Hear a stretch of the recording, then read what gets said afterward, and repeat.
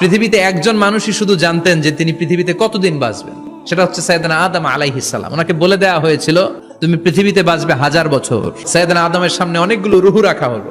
সাইয়েদনা আদম বললেন এরা কারা? আল্লাহ বললেন তোমার বংশধর। সাইয়েদনা আদম বললেন আল্লাহ ওই যে একটা রূহ দেখা যায় এটার নাম কি?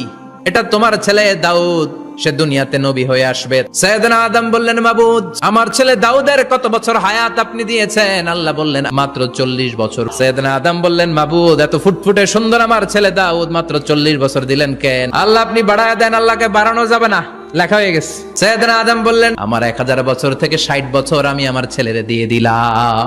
আর আদম আলাইহিস সালাম পেয়েছিলেন 1000 বছর, 60 কমে গেলে রইল কত? 940 বছর পৃথিবীতে থাকার পরে মালাকুল মাউত চলে এসেছে, এসে বলল জিইতু আন আকবাদা রূহাক, রূহ কবজ করতে আসছি।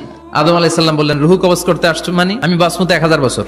মালাকুল মাউত বললেন না না, ওই যে আগের কথা স্মরণ করেন আপনি 60 বছর দিয়া দিয়েছিলেন। কয় না আমি দেই নাই।